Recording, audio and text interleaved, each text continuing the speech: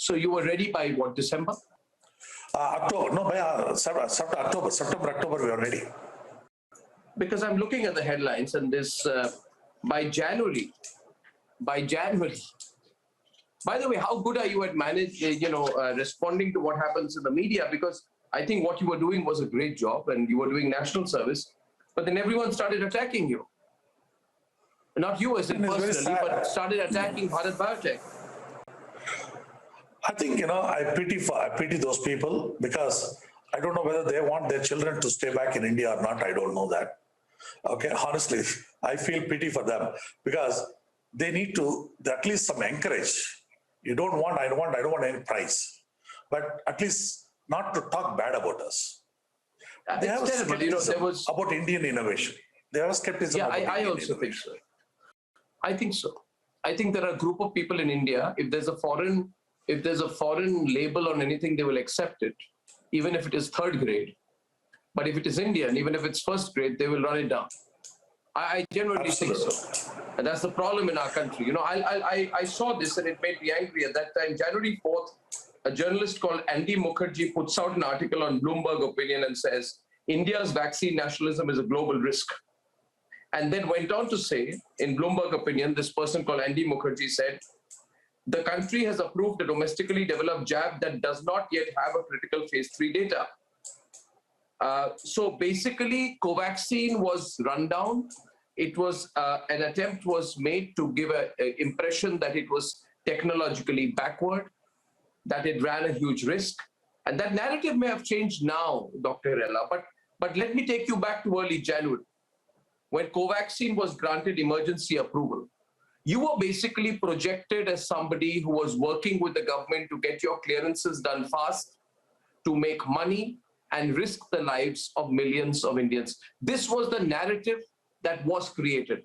I want to know how you dealt with that at that point of time and what impact this had on so many of your colleagues at Bharat Biotech.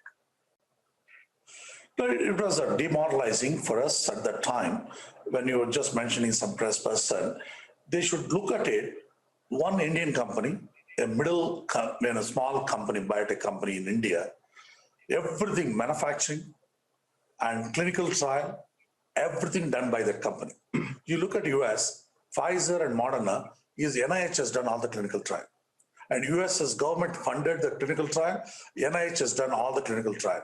You look at AstraZeneca vaccine, entire Oxford developed it, Oxford done all the clinical trial, whether Brazil, South Africa trial or UK trial. Whereas me, as a small company, Bharat Biotech, I've done everything manufacturing, all the clinical trial done by company itself in India. I think press people should recognize that difference between one Indian company doing everything on their own compared to a multinational, which is with all the government funding and all the government help of a clinical trial. Okay, that type of scale up operation is given to us. I think we can do phenomenally globally, actually. But I think this public-private partnership teaches that game for the future. But I think, I'm not, let them criticize because they can't believe that India can do it. And they have a perception, but they don't think that the new generation people like us are entering into the field. We can also change the game in the country. They don't want to believe that. They want to compare us with the old generation entrepreneurs of the country. I think that mindset has to change in the press, that India can do it. And they should encourage lot of young generation people in this country, not talk nationalism. They're talking about nationalism. I'm not talking about nationalism. We are talking about global public health. We don't talk about nationalism. What is important is when I go to another country, they create a nationalism. Okay, well, let us stop Indian vaccine. Let's look at the other vaccine. There comes a nationalism, not us. India never do that. And we, as entrepreneurs, we don't create that up for nationalism at all. We look at it as a public health, global public health. For example, Anna, we supply 35 million doses of typhoid conjugate to Pakistan to save the children in Karachi area. Because the children are dying in Pakistan, not responding to any antibiotic to the children, to the typhoid. They've all become multi-drug resistant to typhoid. And we are saving the children there. I mean, if I have a nationalism, then I should not be supplying. And I don't have that. I supply to Malawi, I supply to Zimbabwe, I supply to Myanmar, I supply to every country. For me, every child is a global citizen for us.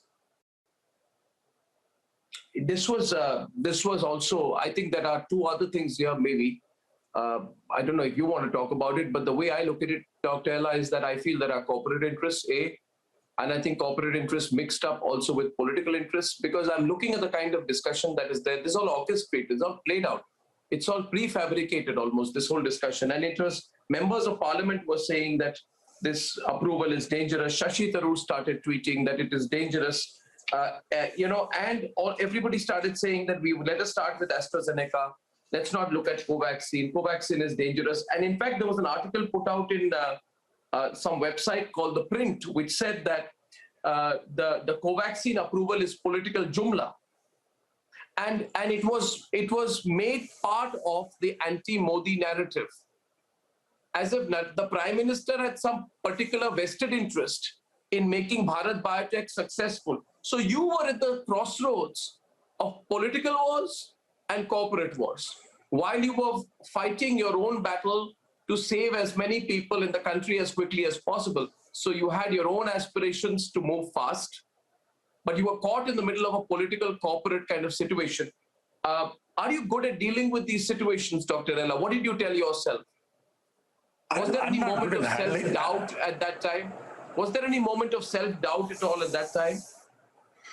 I will tell all these press people only one thing, that if the other two vaccines, adenovirus vector, causing a clots, if my vaccine has created a clot, even one or two people in this country, how they would have reacted to me? They would have reacted so badly that this is the worst vaccine in the world.